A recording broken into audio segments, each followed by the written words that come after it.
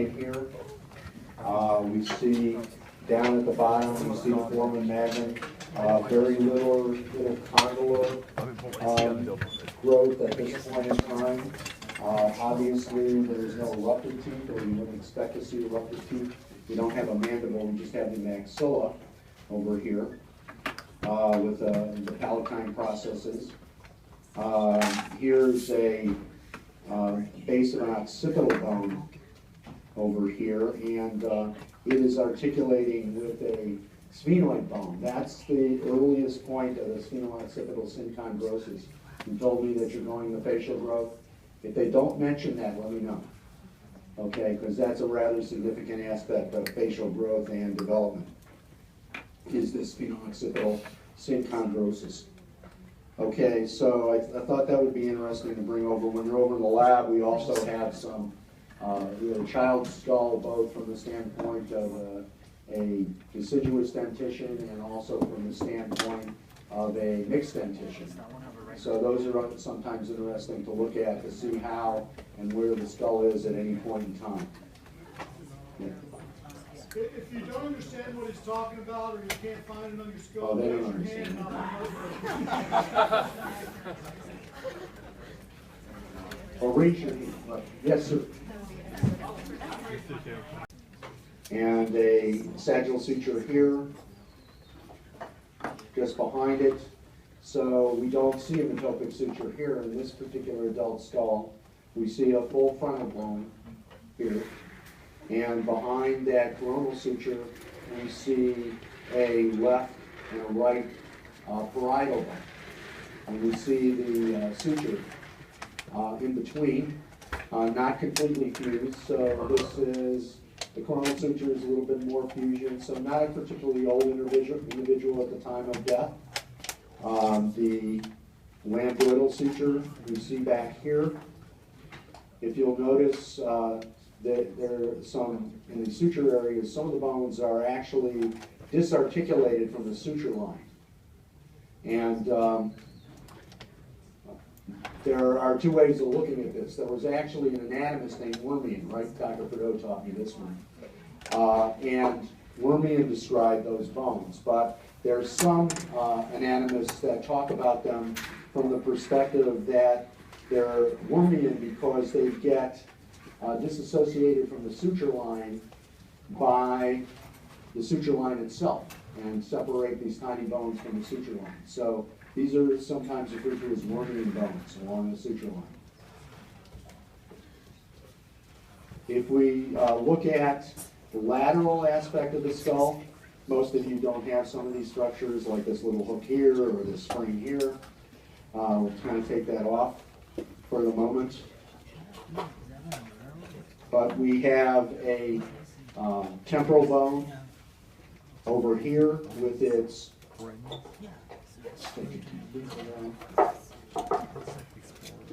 with the mastoid process and the zygomatic process of the temporal bone. Here's the articular tubercle over here, and this ridge in here is the articular eminence just in front of this depression. That is the glenoid fossa, or the mandibular fossa area.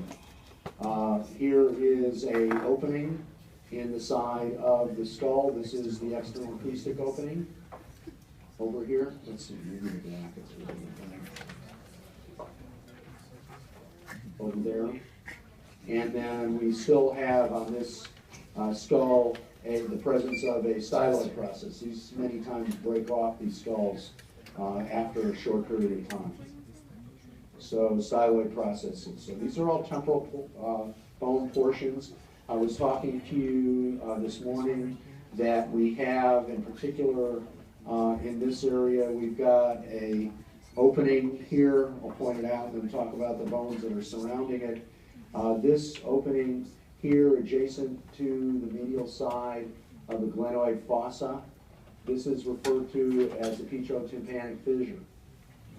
And it is called petrotympanic fissure because this portion of the temporal bone is petrous portion, but this portion of the temporal bone around the external acoustic meatus is tympanic portion.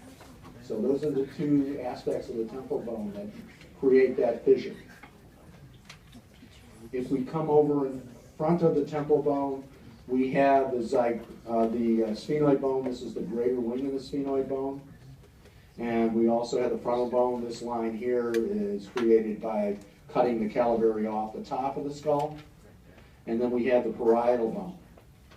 So there's a point here, just adjacent to this little screw in the side of the skull.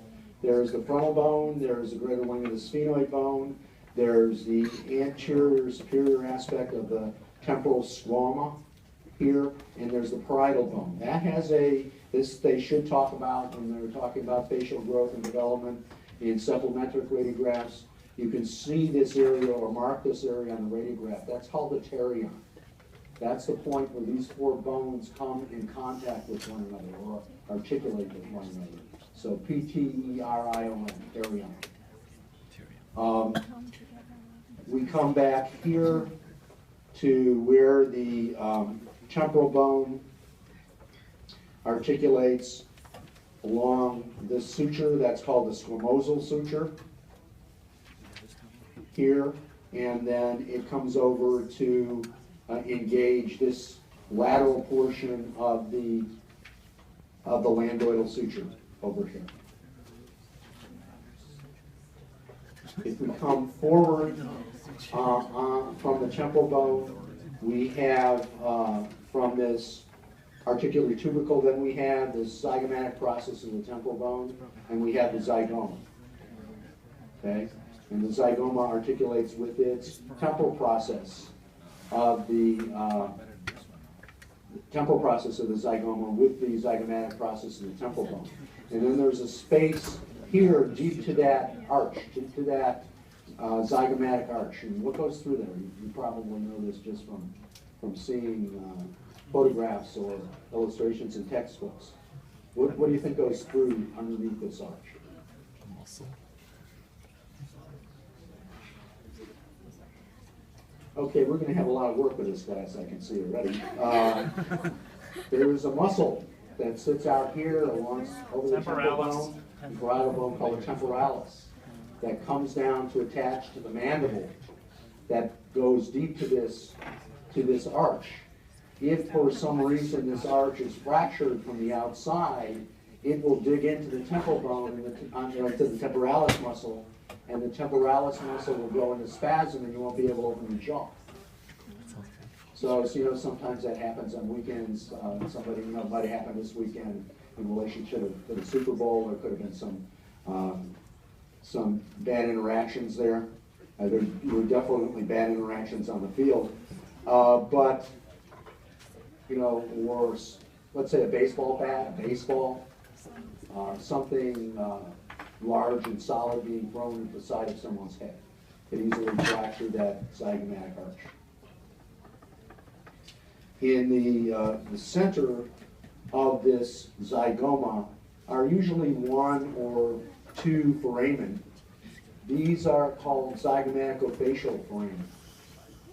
These are branches of the zygomatic branch of the maxillary division that come through the zygoma on its lateral side. In the back of the zygoma, it's kind of over. I don't really want you drawing on the skull, so please don't do that, but whoever had this one didn't listen. There's an opening here behind the zygomatic bone. This is the frontal process of the zygomatic bone, and this is a zygomatico-temporal foramen back here. As we come forward, we come into the lower aspect of the frontal bone, and we see there are actually some openings here. Here's one here that's completely surrounded by bone. Here's a notch here, but not an opening. So this is the superior orbital rim. It's a little bulbous in this particular skull. We see a little bit of a notch in the glabellar region. So this is more than likely a male skull. Males will have bulbous superciliary arches, and they will have this bulge over this smooth area or glabellar region of the skull. And they come down over the top of the frontal process of the maxilla and these two bones in the center, which are called the nasal bones. And in the front of the nasal bones, as we were talking about today, with one of these branches of the interethmoidal branch of the nasociliary, there are openings that transmit a nerve called the external nasal to the bridge of the nose. But these openings here, this one is completely surrounded by bone, would be considered to be a supraorbital foramen. This notch here is really doing a similar thing, but we would call this a supraorbital notch. So this is something that isn't consistent from one skull to another. But what's coming around this area is, or through this area, is going to be the supraorbital branch that is coming back into the frontal portion of the ophthalmic division of the trigeminal.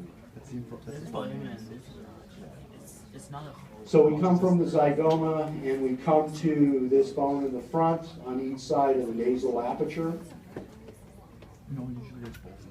These are maxillas, and the maxillas have a foramen here that goes into the orbit and into a canal. This is the infraorbital foramen and inferior or infraorbital canal, or sometimes referred to as the anterior portion of the inferior orbital fissure. This is the nasal aperture in here, and I don't know how does this show up, this bone over here on the lateral side of the nasal zone. This is the inferior concha, or inferior turbinate bone. And there's one on each side. There's a pair of these bones. If we go up a little bit higher in the back, this bony plate in the midline is the bony portion of the nasal septum. It consists of a lower portion here, that's the vomer, and an upper portion that's the perpendicular plate of the ethmoid. Okay, and then alongside of that is another concha called the middle concha. And it's a little bit hard to see the superior concha. Let's see on this skull. This is kind of an interesting skull.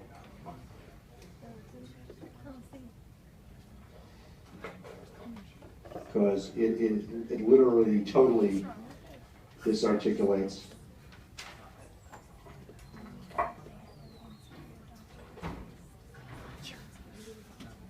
So here we see a portion, really what's left of the vomer and a piece of the perpendicular plate.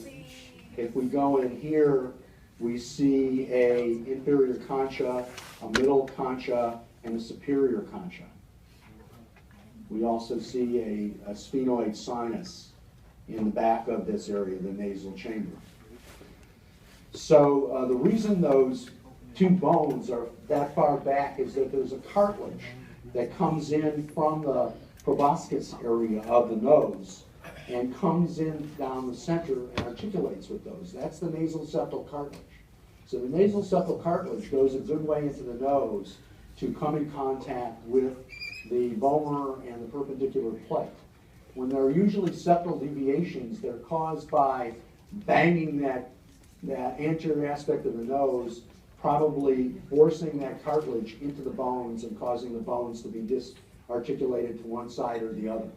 Okay, so that's kind of something that sometimes you see if you happen to have a rotation, an internship rotation in a hospital. When you get out of here, you may see that in relationship to facial trauma. So these are people that will many times come into the emergency room, especially on weekends. Okay, so let's see. This aspect here in the midline, a lot of the skulls you have too will have a variety of amount of dentition still in place. Some of these skulls are probably, I'm thinking, probably 40 years old. Okay, yes, We can't see anything. how's that? Too bright. Is it too bright? Is that any better? Yes. Yes. So what we see here is the spine sticking out. This would be between the two central incisors, maxillary central incisors. This is called the anterior nasal spine. Okay, will usually show up even on periapical radiographs that you're taking as a very radial opaque region above the central incisors.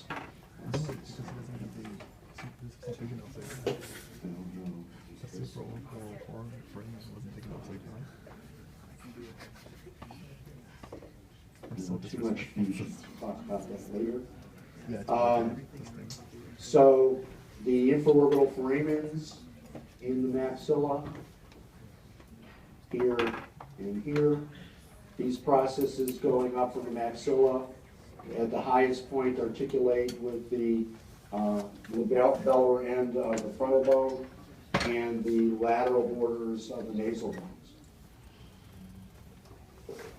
If we come down here, we have the mandible. Okay, looking at it from the side, it's a little bit more definitive. This is the area of the body